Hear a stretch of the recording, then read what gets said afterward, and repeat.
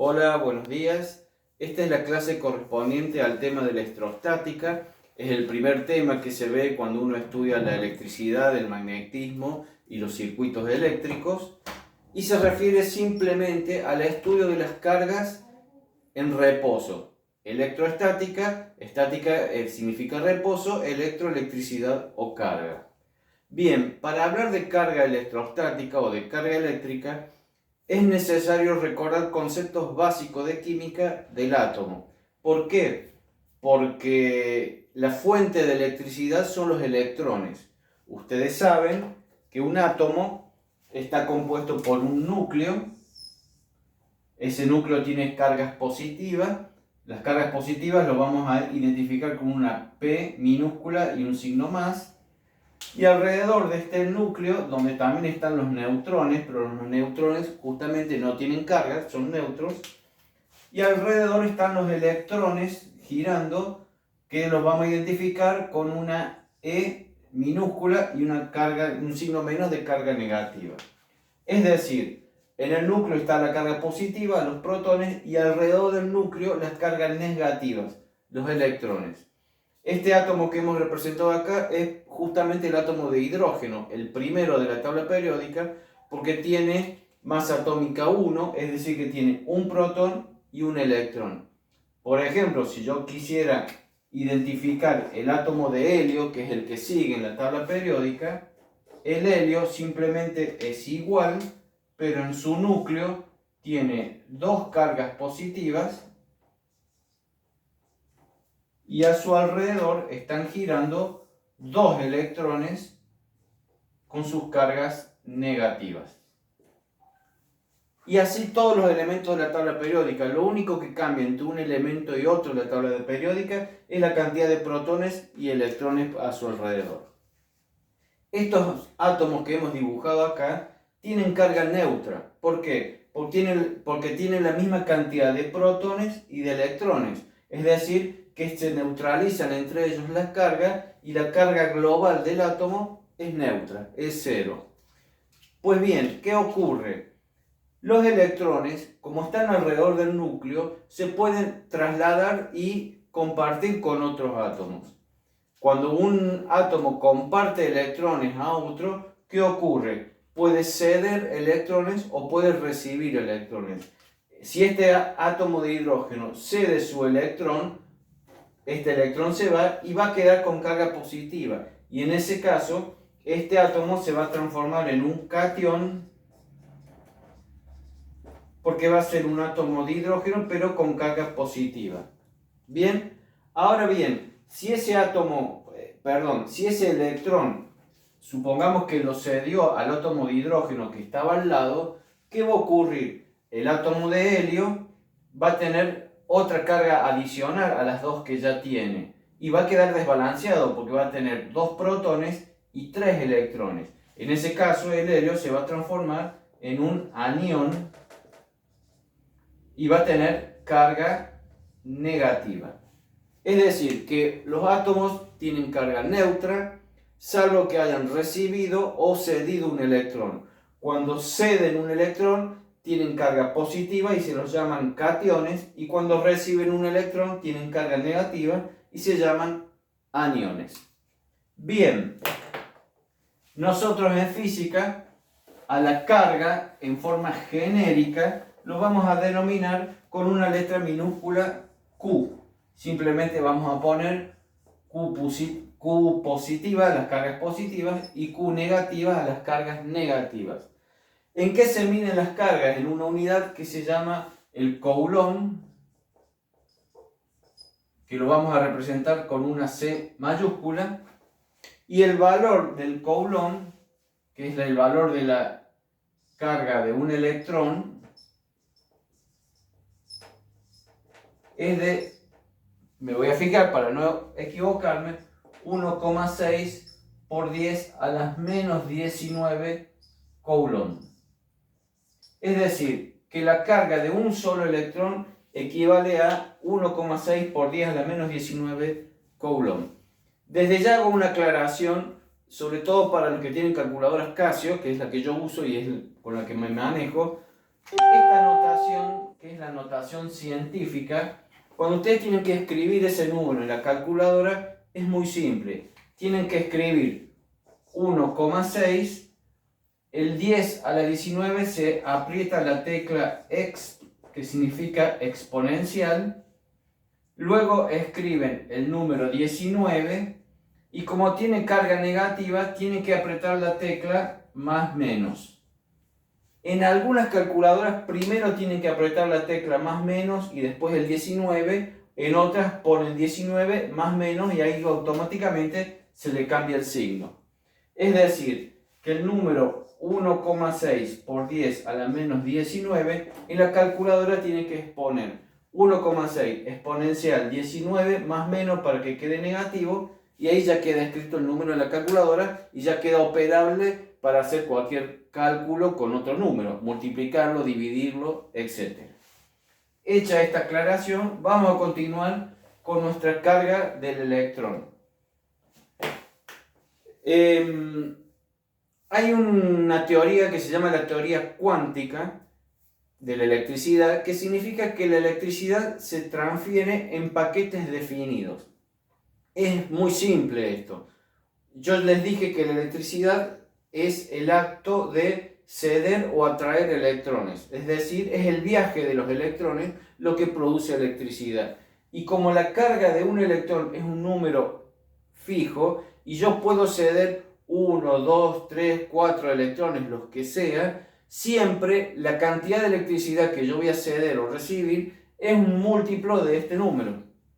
Es decir, yo no puedo ceder un electrón y medio. Siempre tengo que recibir o un electrón, o dos, o tres. Es decir, un número entero de electrones. Eso se llama cuantos, es decir, una cantidad cuantificada fija, que es un múltiplo de la cantidad de electrones, por ende es un múltiplo de esta carga que está acá. Eso es la teoría cuántica de la electricidad. Es muy simple. Hay otra ley que rige a la electrostática, que es la ley de la conservación de la carga, y que es muy importante. Es similar al enunciado de la ley de conservación de la energía. La ley de la conservación de la energía dice que la energía no se crea ni se destruye, solo se transforma. Bien, la ley de la conservación de la carga se enuncia similar o de la misma manera. Y se dice que la carga se puede ceder o atraer, es decir, que se puede mover, pero no se puede crear ni destruir. Es decir, que la carga es un número fijo, que yo lo llevo o lo traigo, pero no puede haber ni generación de carga ni destrucción de carga. Ese es el principio de conservación de la carga. Sigamos avanzando con nuestra electrostática. Esta denominación de carga positiva y carga negativa se la debemos a Benjamin Franklin. Se lo considera en la física como el padre de la electricidad, sobre todo de la electrostática. Benjamin Franklin fue el que inventó el pararrayo, ese es un dato que todos conocemos, y simplemente esta simbología la van a ver en toda la aparatología y en todos los circuitos eléctricos. Ustedes van a ver que una batería o una pila tiene una carga un signo más y un signo menos representando la carga positiva y la carga negativa. Hecha esta aclaración, que es muy importante a la hora de manipular aparatos eléctricos, porque uno necesita saber cuál es el sentido de la electricidad y lo da estos símbolos, vamos a hacer la primera o segunda ley, porque ya mencionamos a la ley de la conservación de la carga, que es la ley de Coulomb. Yo les mencioné recién que la carga de los electrones se mide en esta unidad que se llama el Coulomb, y ahora vamos a ver qué es la ley de Coulomb. La ley de Coulomb es una ley que establece el valor de la fuerza de atracción o repulsión entre cargas. Ustedes saben, porque cuando han manipulado imanes se habrán dado cuenta, que existe un fenómeno de atracción entre cargas o de repulsión. ¿A qué se debe esto? Primero, que dos cargas de igual signo, es decir, si yo tengo una carga positiva y del otro lado otra carga positiva, estas cargas se van a repeler, es decir, que la fuerza que se va a ejercer entre estas dos va a ser de repulsión. Mientras que si yo tengo cargas de distintos signos, por ejemplo una negativa con una positiva, la fuerza va a ser de atracción. La ley de Coulomb nos explica cuánto vale esa fuerza. Ustedes saben que las fuerzas se miden en Newton. Bien, la ley de Coulomb dice que la fuerza, ya sea de atracción o de repulsión, lo único que cambia es el signo, es igual a una constante K por el valor de la carga 1 por el valor de la carga 2 dividido la distancia al cuadrado. Esa es nuestra ley de Coulomb. Esta constante K es una constante universal que siempre toma el mismo valor y el valor de la constante K es 9 por 10 a la 9 y de vuelta aparece la notación científica Newton metros cuadrados sobre Coulomb al cuadrado. Este es el valor de la constante K, las unidades siempre las ponemos entre corchetes y es un dato que lo vamos a tener en cuenta a la hora de resolver ejercicios, pero la resolución de ejercicios lo dejo para el final del video. Por ahora registremos la ley de Coulomb, que es simplemente que la fuerza de atracción o repulsión entre dos cargas es directamente proporcional al valor de las cargas e inversamente proporcional al cuadrado de la distancia. Es decir, que si yo aumento la distancia, la fuerza disminuye en un valor cuadrático. Bien, eso es la ley de Coulomb. Sigamos avanzando en un tema que es muy importante en la electrostática, que son los materiales conductores y los materiales aislantes. Como yo les anticipé hace un rato, la electricidad se debe a la capacidad de trasladarse los electrones entre un material. Un material va cediendo en sus átomos, va cediendo electrones y estos electrones, el pasaje, generan electricidad. Bien, hay materiales que los electrones están débilmente atraídos por el núcleo del átomo. De manera que si están débilmente atraídos, estos electrones son fáciles de sacar de ese átomo. Es decir, ese átomo tiene facilidad en ceder electrones. Estos materiales que tienen facilidad de ceder sus electrones son buenos conductores de la electricidad. Por ejemplo, el hierro, el aluminio, el cobre, que es el material clásico de los cables conductores de las instalaciones eléctricas, esos materiales son buenos conductores. Por el contrario, materiales como el caucho, la madera, el plástico, en esos materiales sus átomos tienen los electrones fuertemente ligados al núcleo del átomo. Esto hace que no sea fácil sacarle los electrones y por ende son muy malos conductores de la electricidad. Es decir, que son aislantes de la electricidad. Por otro lado, tengo que mencionar muy especialmente, sobre todo porque a la hora de la seguridad hay que tenerlo en cuenta, el agua pura, sin iones, o sea, el agua destilada, no es un conductor de la electricidad. Mientras que el agua impura, es decir, que tiene disueltos sales en esa solución, en ese caso el agua sí es un conductor de la electricidad. Siempre uno tiene el concepto de que el agua y la electricidad no son buenos amigos y que no tenemos que tocar o manipular objetos electrónicos o eléctricos con los pies mojados o con las manos mojadas. Bien, eso es así porque el agua destilada o el agua pura en el uso práctico no existe, de manera que cualquier elemento mojado con agua va a ser un conductor de electricidad porque esa agua no es pura. Sin embargo, hago la aclaración, el agua pura o agua destilada no es un conductor de electricidad, es un aislante. Pasemos al tema siguiente, que son los semiconductores. Estos son unos materiales especiales, como el silicio o el germanio, que son materiales cristalinos que en su estado puro, es decir, que el cristal no tiene ningún tipo de impureza, no conducen la electricidad, son aislantes. Sin embargo, si en ese cristal yo intercalo algún átomo con alguna impureza dentro del cristal, se transforma en muy buenos conductores. Es decir, que son materiales que tienen la propiedad de conducir o no, depende del grado de impureza o pureza que ellos tengan. El sílice es el material clásico hoy en la electrónica. Todos los chips y los, se me fue el nombre, los procesadores, los microprocesadores, están hechos de silicio aprovechando esa propiedad, ¿no es cierto? De conducir o no depende como uno quiera. Por otro lado, existe otra clasificación de los conductores que son los superconductores. ¿A qué se refiere con superconductores? Se refiere a que todo material, por el hecho de conducir electricidad, opone una resistencia a esta conducción. Los buenos conductores casi no oponen resistencia y los malos conductores oponen mucha resistencia. Sin embargo, existen ciertos tipos de materiales que no oponen nada de resistencia, es decir, son excelentes conductores porque no tienen resistencia al paso de la electricidad. Y es el caso de algunos metales que en ciertas condiciones de baja temperatura se transforman en superconductores, ya que conducen la electricidad sin ningún tipo de resistencia eléctrica.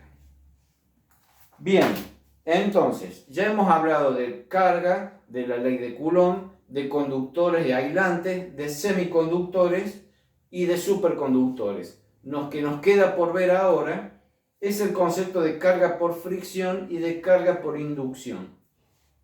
¿Qué es el concepto de carga por fricción? Que es el que nos pasa todas las mañanas cuando nos peinamos y nuestro peine queda cargado con electricidad. ¿A qué se debe? Muy bien, se debe a que ciertas proteínas, la lana, el algodón, o proteínas sintéticas como el tapizado del auto y el cabello, tienen muchísima facilidad de desprender electrones. De manera que cuando yo paso el peine por mi cabello, el peine le saca electrones al cabello y queda con carga negativa. Por eso es que yo después ese peine lo acerco a un trozo de papel y genera una especie de imagen de un imán atrayendo al papel. No es un imán precisamente porque el imán se refiere a los materiales ferromagnéticos, y en este caso es plástico y papel, que se comporta como imanes porque el peine se cargó con los electrones del cabello, quedó con carga negativa, y el papel, que está neutro, va a generar atracción hacia el peine cuando yo lo acerco. Otro caso como ese es una fricción, por ejemplo, entre las manos.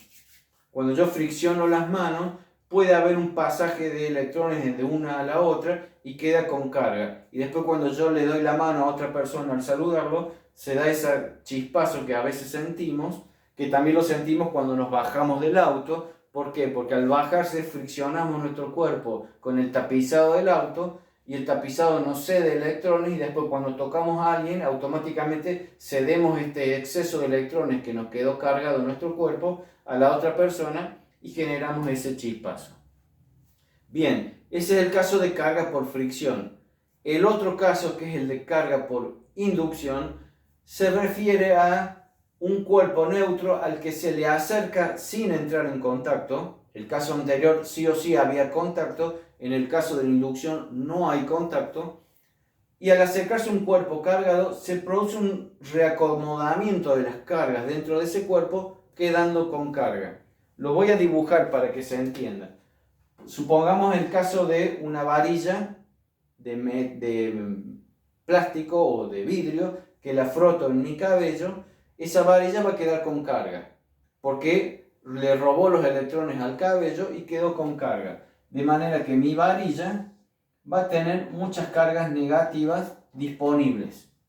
Si yo esa varilla la acerco sin tocarla a un cuerpo que está neutro, dentro de ese cuerpo los electrones van a generar una especie de fuerza de repulsión a estos electrones negativos que están acá, y van a tender a irse y se van a acomodar en el otro extremo del cuerpo.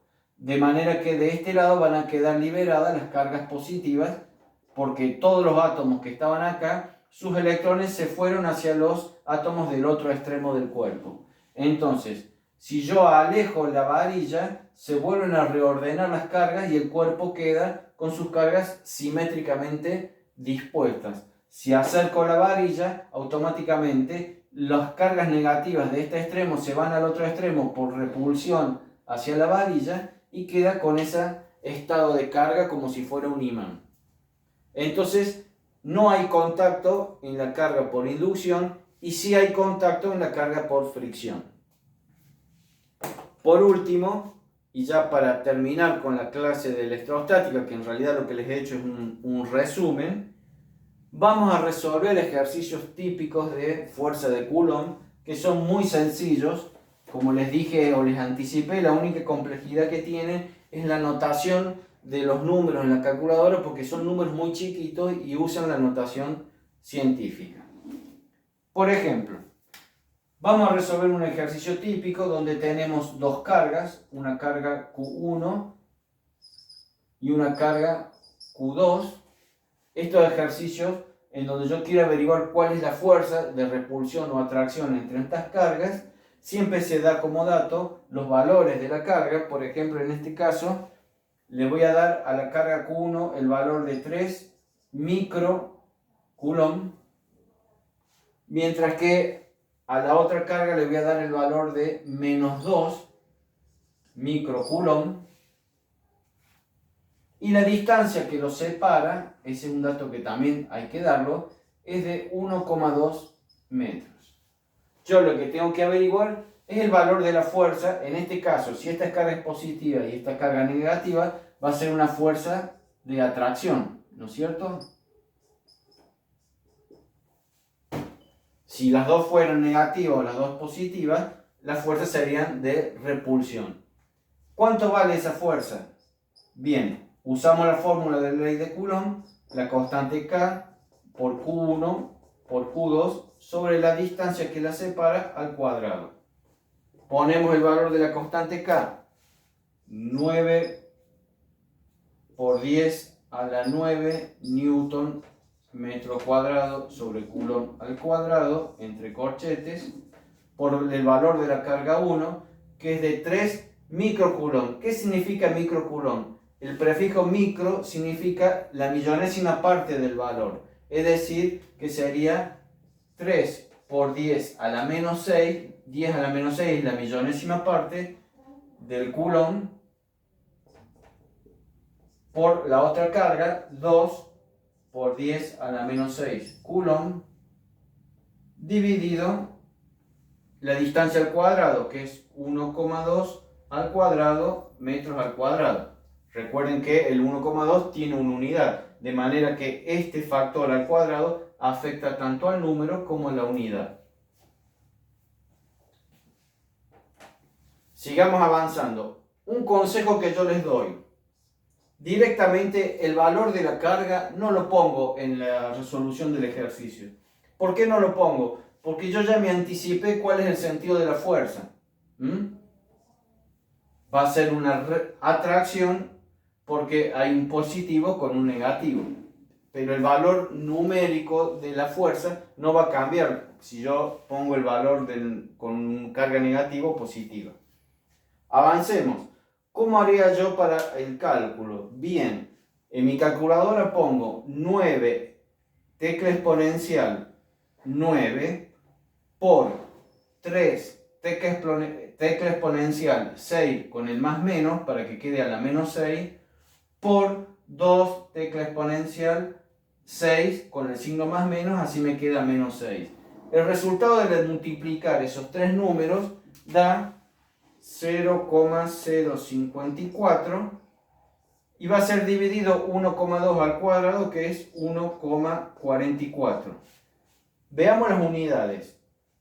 Tenemos newton metro cuadrado sobre c al cuadrado, que es la unidad de la constante K.